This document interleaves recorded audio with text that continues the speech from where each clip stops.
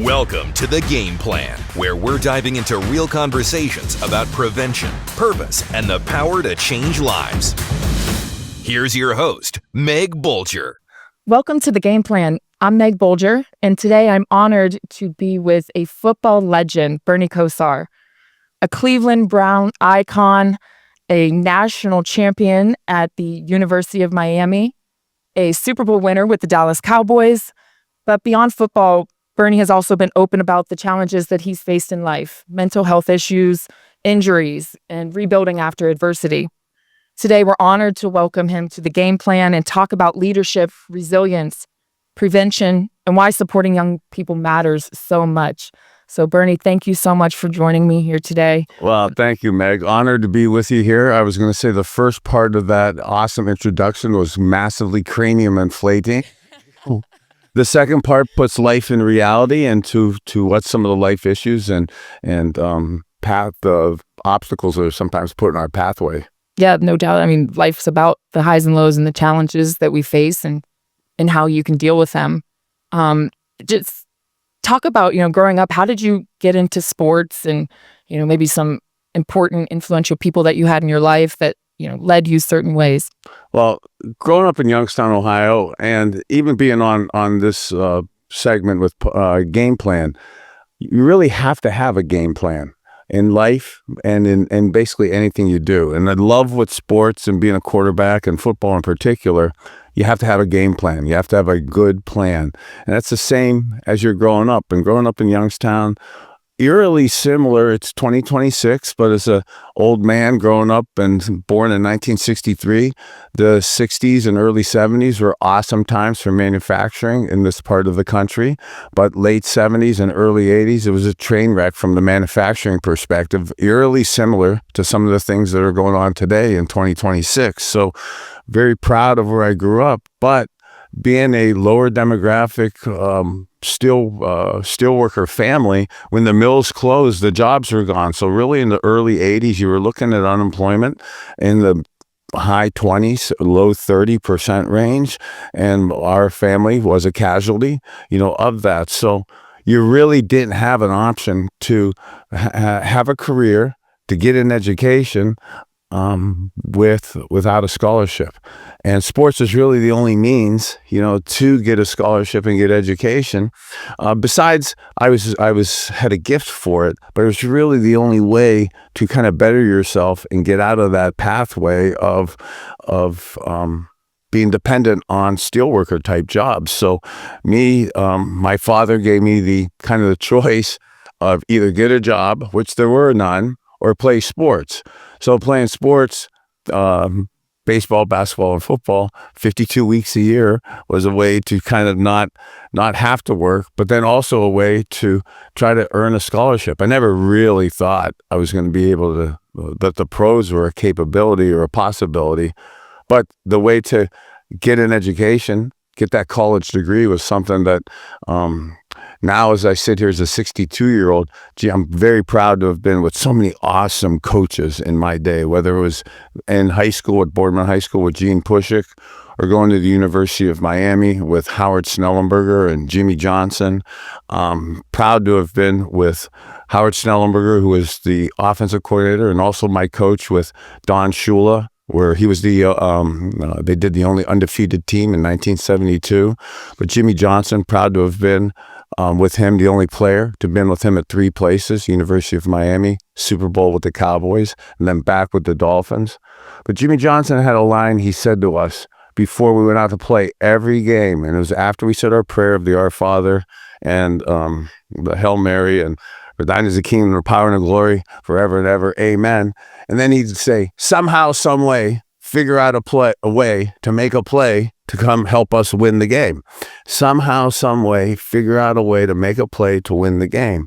Here I am, a 19-year-old kid, 20-year-old kid, that really resided with me. And I just looked at it from the football perspective. And I love the life lessons that football and sports really teaches you. And the adversity, the bumps in the road, things not going your way, winning and losing, physical pain, mental stress, all that goes with it.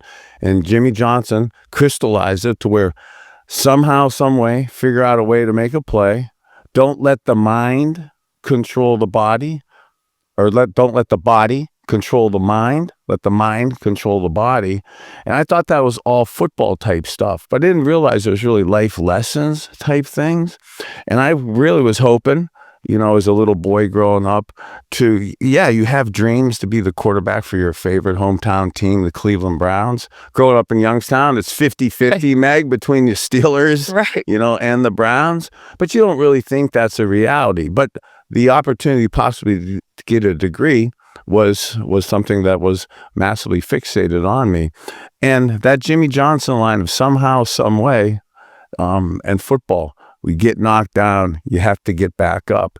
Those life lessons really still reside within me now. So when I get diagnoses like early stage dementia, Parkinsonian symptoms, I haven't drank or done a pill for 9 years, or psychoactive pill for 9 years. Yet 3 years ago, I developed cirrhosis of the liver and ended up 6 months ago with a liver transplant. So to be told 9 years ago, then I have 5 years left of cognitive brain function, to have been on north of 100 pills, to have come out of my 15th seizure. I was in a coma on the last couple of them for 72 and 96 hours. And then the second one of the 96-hour one, the doctor 9 years ago came up to me and said, "Man, you're doing awesome. You're really a tough guy. Keep up with your prescriptions and protocols." And Meg, I'm embarrassed to sit here and say that as a guy who's pretend extroverted, I'm really introverted, but you can't lead 53 knucklehead football players in the locker room by saying you have anxiety and self-doubt. So you have to morph into another personality and stuff. But the reality is that even though I was a supposedly cool football player, that self-confidence and self-doubt, sometimes are interchangeable in that. And that inability to sometimes have that confidence, when you can't say that. When I was younger, like your age and stuff, and even younger people, all the old men said, "Men don't cry. Men don't have feelings. Suck it up. Don't feel bad." All of that's wrong. It's all wrong. And it comes out sideways for that. So I'm now trying, I feel it's a responsibility to tell younger men, it is okay to not feel good. It is okay to be emotional, to cry, to be hurt. You're not weak. You're not a bad word. If you have those type things. I was told that don't drink water, don't eat vegetables. Men don't drink water. Men drink whiskey. Men don't eat vegetables. They eat steak. Come on. You can't live to be 100 with cognitive ability. There's things that the Kosar men die of stomach cancer in their mid-60s. Don't eat like that. I'm trying now to learn from some of my mistakes, and I love my family. I love some of the older, my father, my grandparents. But some of the things the men did in our part of the country isn't conducive to long-term health and the mental illness and mental health of young men and stuff. So as a guy now who is proud to have survived a lot of this, I almost feel it's a responsibility to kind of give back and to share some of the things that not only I've gone through, not to sit here to try to look good or sound good, but here I am, a guy who couldn't put multiple syllable words together a few years ago, to be able to enunciate, articulate, communicate without being medicated with psychoactive drugs, to still be introverted and manage anxiety and fear with early stage of dementia, yet to still be able to travel together, to be able to sit here and enunciate, articulate, communicate, talk about these type issues. I'm not proud of it. It's challenging to admit some of these things. I'd rather talk about winning the national championship as a redshirt freshman. I'd rather talk about graduating in 2 years, 2.5 years, right? Getting a Super Bowl, doing some of the stuff I did off the field in the business perspective. But those are things that you could Google and you could read. Some of the life lessons that you really learn from your failures and addressing them, not trying to sweep them under the table. So now I try to present myself as genuine as possible, but also giving people and younger, I say younger kids, but I look at you, Meg, as a younger parent. Okay, it's really the younger parents I want to talk to. I was the 37-year-old parent who was trying to be the cool dad. I was told that men know everything, so I sat in a chair like this with a doctor standing over me and said, "Hey, you have mental health issues, you have depression issues, you and your oldest daughter." Well, I was at 37 years old in early 2000s. I played about 220. I weigh about 200 right now, but I was a couple of Pop-Tarts north of 320. Okay, and I'm an ex-NFL player getting scripted for 100 milligrams of Adderall and Vyvanse, and my 90-pound, 12-year-old daughter gets the same amount of doses and scripts. That set off a 20-some-year, 3-decade issue for me and my family. So I'm really proud to be here today, being able to cognitively be present and focused. Awesome that some of the stuff that with Kosar Wellness that I've been able to figure out, not only for myself, but for my family and for my daughter, who's doing phenomenal now, as we were talking off air, with the 20-month-old granddaughter, to be able to, Jimmy Johnson, somehow, some way, figure out a way not to make a play, but to undo a mistake. So I'm proud to be a ex-football player. Football gets me into environments like this on the podcast of Game Plan here with the awesome couple days with Game Changers. I'm a trustee at the University of Miami, and I think some of my football acumen is what gets me in there. But then when I get into stuff like that, I run to the medical school, okay? And I run to the doctors and a lot of the research and that. So there's a lot of good cutting-edge regenerative studies going on today that I highly recommend to people that are challenged out there with cognitive issues, with physical issues, with anxiety issues. There's so many things now naturally and holistically we could do that I've been a little bit at the forefront of. I'd like to say because of my vision and intelligence, and that has nothing to do with it. It was really self-need. Okay. I love America. I love what we have here in North America, but Western medicine, if you need a surgery, you're in the right spot. But for preventative, regenerative, healing care, we have a ways to go here. So I didn't have time. I'm laying in the hospital bed with issues that I had to coming close to leaving our earth here. So I don't have time to really stay on the protocols and stay on all the meds and stuff. That literally what was killing me. So I had to, in the words of Jimmy Johnson, somehow, some way, take it upon myself to figure out a way to do this. Again, sitting here 6 months and 1 week post my transplant. And again, having Parkinsonian symptoms with early stage dementia. Yet still to know, Meg, I'm talking to you on the Game Plan podcast, and amazingly, we are making a genuine difference in what the great people in Joe Bosick are doing with Game Changers and the Game Changers University that we're going to be talking about these next couple days.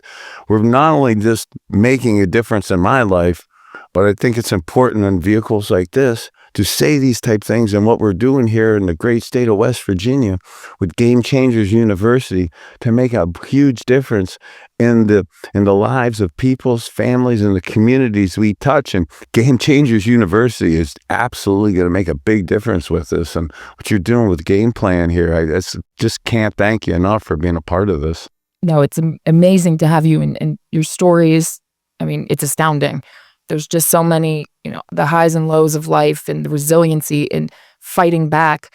So you talk about growing up and, the men say this way and, to an extent, I kind of grew up like that where it's, no, just say no, just keep moving. You don't feel that way. Don't cry. How important is it when you see young kids now to let them know that it's okay? Your mental health is important, and, the prevention aspect of even getting into this when their family members are going through it. How important is it, just not just in West Virginia, but across the country, across the world, for the prevention aspect of it that Game Changer focuses on? Yeah, and I say it's so imperatively important. I end about everything I say with the phrase, "you matter." Okay. And it's not because I went to the University of Miami. Okay. You matter. So many people today in society, we are very selfish. I hate to say it like that. And the reality is we think a lot about ourselves. And that's part of the brain is wired that way.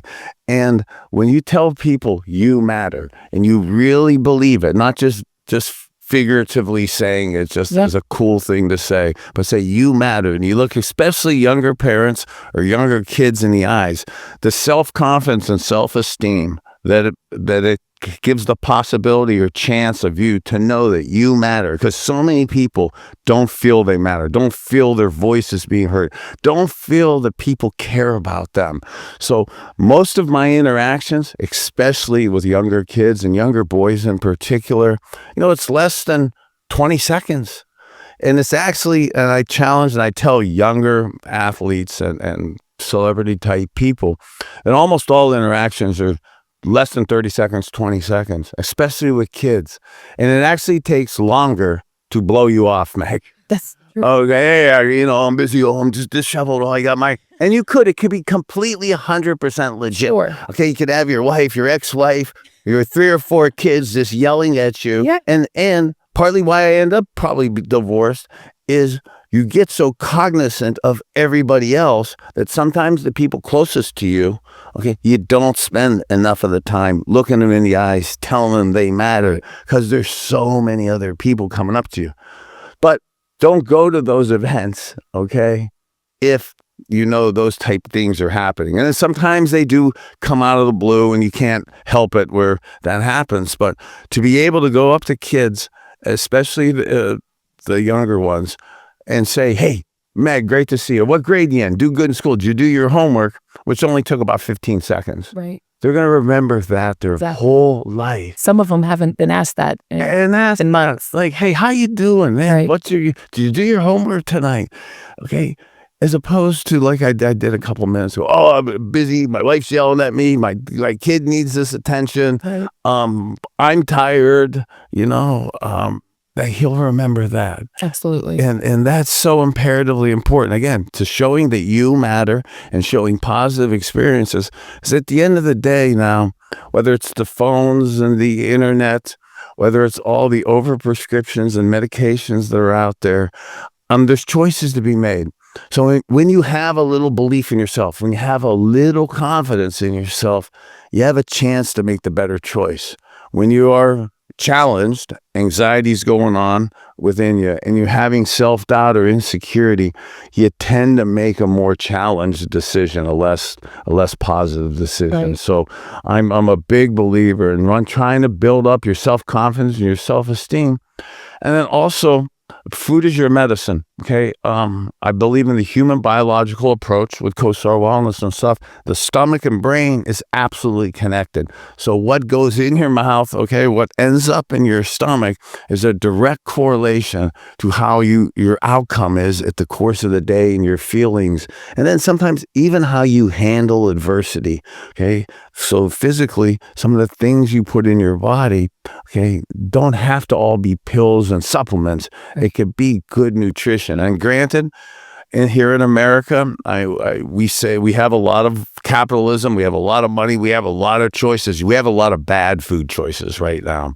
Okay, and the ultra-processed, fast food is massively challenging. There's the pesticides, the additives, the flat-out poison in our food is absolutely killing us. So it's a challenge now to change some of the food stuff. So I'm a big believer in an attempt in some of the things I do, and it's not a sales thing, but to follow along with me, because some of the stuff you need to do to flush and detox yourself, it's imperative for longevity. And what you do, I know I was at your age and younger, I was the guy who did not care about being this age and thought you're not going to make it. If you make it, who cares? Men don't care. Men don't have feelings. We live hard every day. Well, I tell you, you're all, the ones who say that, they're all lying. When you get to 62, you want to see 72. Okay, no matter what you say. And you want to see it with good health and a good ability to do things from a physical and a mental perspective. And the exponential growth of the dementia, of the Alzheimer's, of the cognitive decline is one thing from the senior level. And it's, Meg, for yourself, we were talking about my granddaughter who's 20 months, or I think you said you have a 2-year-old and that, and a 13-year-old. Your 13-year-old does anything in school, okay, off, right to the counselor, right to the doctor, right to the ADHD meds. Okay. And like some of the stuff I do with Kosar Wellness, finding Adderall, Vyvanse, Ritalin replacements. Okay. And basically it stems, one of my awesome doctors is Dr. Michael Roizen, functional medicine founding chair at the University at Cleveland Clinic with Dr. Oz. And they believe in roasted coffee, the green coffee bean. And they basically have come up with an Adderall replacement, Vyvanse replacement. And why would you give your kids meth right off the bat now? As people say, they have anxiety, I have ADHD. And you go and I say, well, here's something to try to and it also will flush and detox the microplastics, the processed fast food, the sugar control. And they go, well, I'm a good parent. I'm not going to give my kids coffee, but you'll give them meth. Okay, which is basically what Adderall, Vyvanse, Ritalin is. It's liquid cocaine. So don't give your kids meth right off as the first option. Like, try something else. Before you give them the Pop-Tart and Ho-Ho and the meth, why don't you try a green-based, vegetable, water-based juice and again, it's not to sell, but with I have my Focuseutical, which is basically a sterilized raw green coffee bean. Okay, so why not try something like that before you give your kid a death sentence? Because that will alter the chemical development and development of your brain. Yeah, and you don't want to change your own kids' brains. And I see so many parents now, and so many people writing articles. Oh, these high school kids. Oh, they're crazy. Oh, they're out of control. Well, we started giving them, the parents and the docs, we gave them the meth.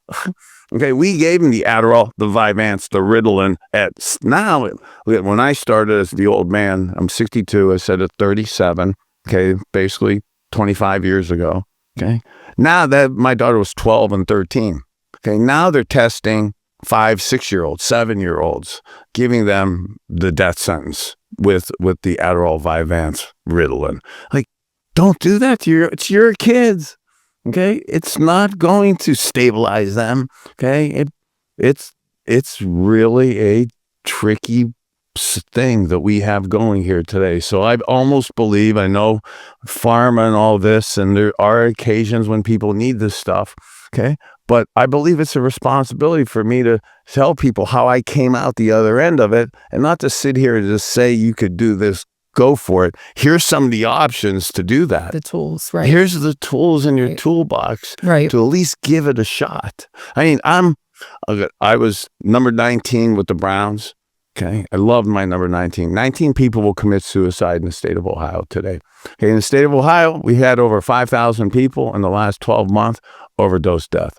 West Virginia has had the same type overdose death statistics. I could have, should have been. I'm not proud of this to look in the camera and say I could have, should have been either one of those two statistics. And to sit here today, I don't sit here gloating. I sit here sad that I even had that, and knowing the amount of people that are sitting here today with suicide tendencies, with needing, afraid to not take their scripts because they're going to go into withdrawals.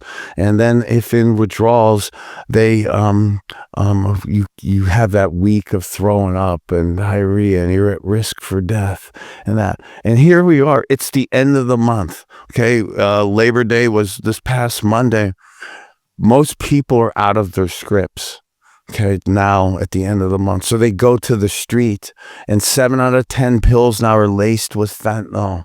Okay, so it's amplifying it. Then I know we're saying in our country and in our states that the overdose deaths are stabilizing and they're not increasing that as much. Yeah, that's because we give everybody Narcan.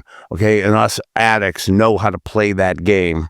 Okay, with the pills, and save our lives with the Narcan. So the problem isn't getting better right now. So to have some options out there for the the end of the month so that you're not gambling, playing Russian roulette, Exactly. in a bathroom, or asking you to shake you down for, what's in your pocket right now. It's sad that in our great country that we have those issues going on right now. Yeah. In Game Changer, we made a film to literally exactly what you just said.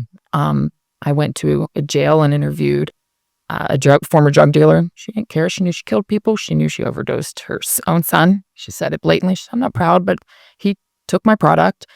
We rode with a DA chemist, and it's called One Pill Can Kill. You have no idea what you're getting. And I think it's sad in West Virginia, and I think that's where Game Changers, you want to teach these parents, but sometimes the parents learned that from their parents. So it's generational. And Meg, not to profile, okay?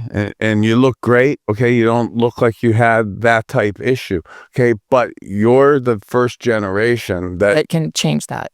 That has to change it because half the kids you probably grew up with were scripted.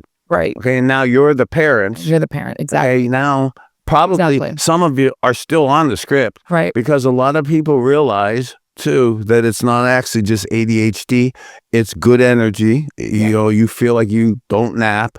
It's people are using it for weight loss and stuff. Right. So there are other ways. Again, there are other naturally healthy ways that I'm working on, that before you do the meth and the liquid cocaine, okay, you're able to try some actually healthier things that will stabilize your weight, give you natural clean energy, stabilize your ADHD issues, while making you healthier by flushing and detoxing the sugar and the microplastics, because the stomach brain, again, is a connectivity point of that.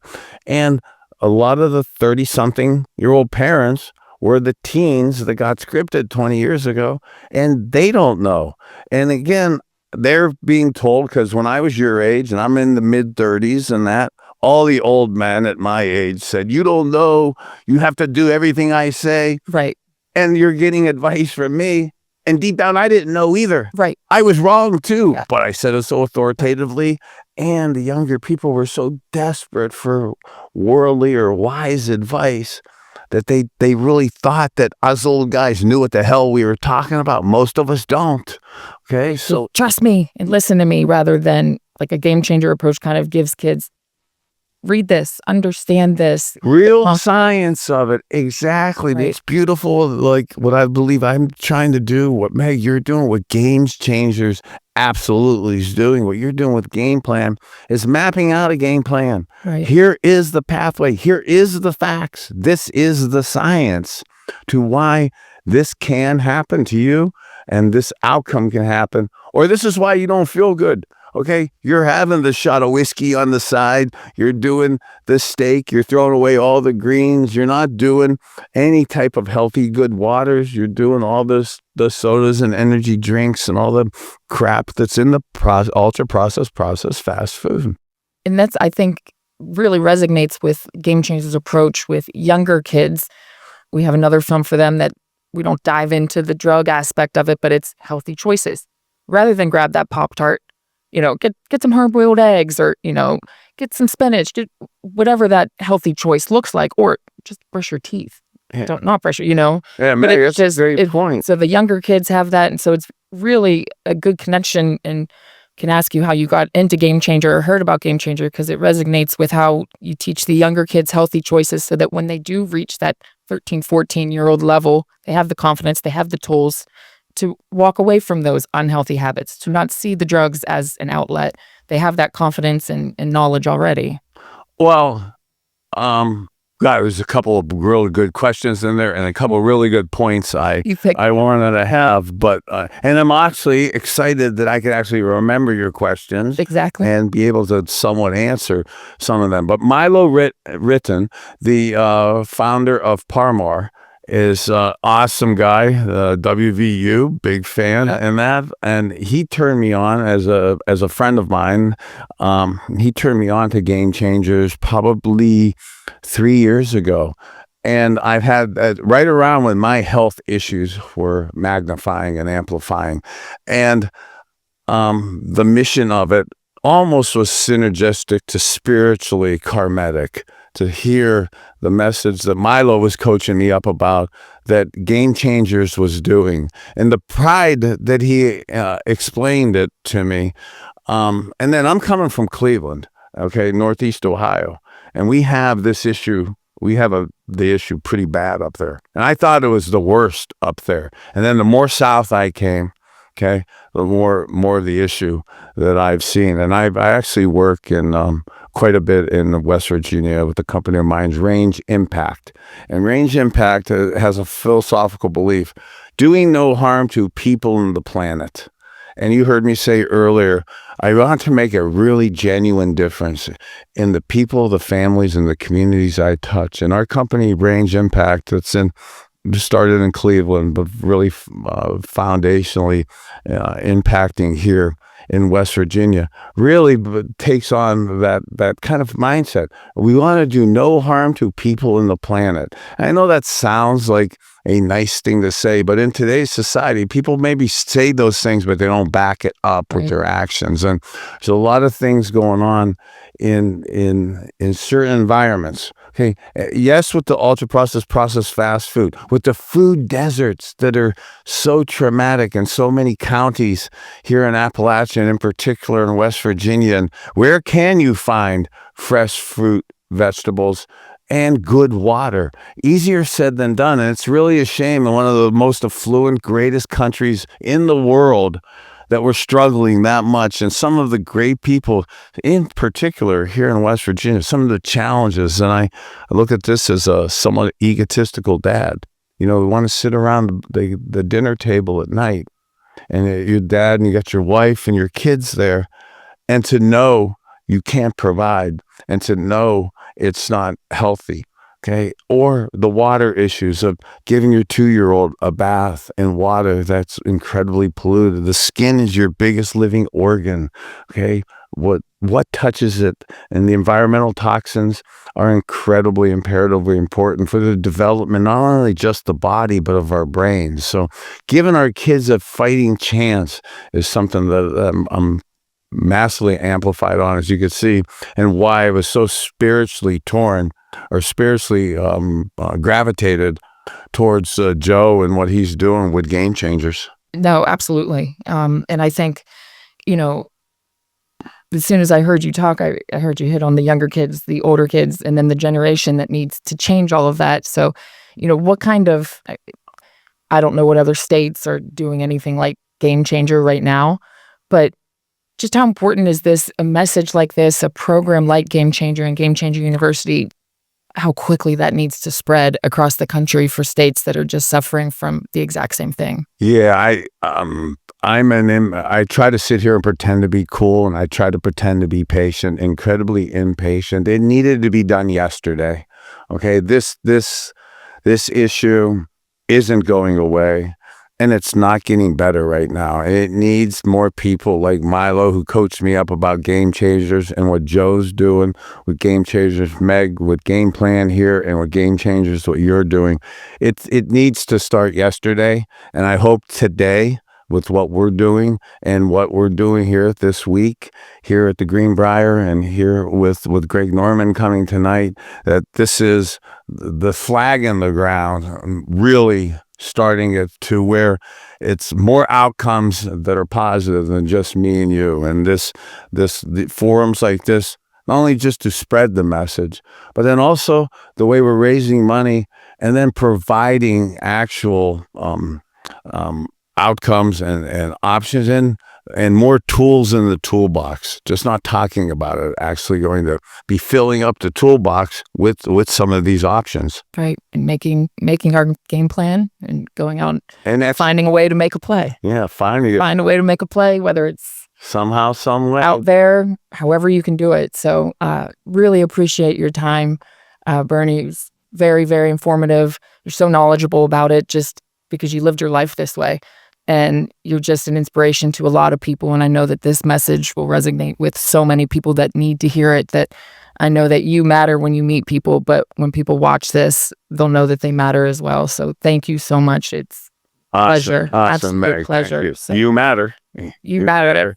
West Virginia people don't, I'm still all WVU, but you matter. Yeah. No, and again, I love you, University of Miami, but this is a bigger issue than what colleges we like, okay, or what sports teams we like. I mean, I'll make fun, Yeah, of that type stuff, but this goes so beyond it. And the younger kids and the people suffering in these type issues right now, yes, sports is somewhat of an escape from an entertainment perspective, but hey, on a morning like this, their issues are real, and for them to know they matter, you matter, and that help is here, and find us. absolutely. Yeah. So thank you again to Bernie Kosar for being here. Remember that you matter. Go out, find a way to make a play. That's what we're doing here with Game Changers. So just thank you so much. It was very honest and open, and I hope that everyone can take that to heart, because at Game Changer, we believe prevention starts with conversations, connections, and empowering young people to make healthy choices before that addiction ever begins. If today's episode meant something to you, don't let it stop here. You can be part of Game Changer's mission by learning more, sharing the message, volunteering, or supporting the work financially. Every student we reach is one more young person empowered to make a positive decision, and one more family protected from the heartbreak of addiction. To get involved, please visit GameChangerUSA.org. If you're able to, consider making a donation or volunteer. There's programs across West Virginia and beyond, so together we can help addiction before it starts. This podcast is all about sparking real conversations that can lead to real change, and I can't wait to keep it going. Thank you so much for being here today.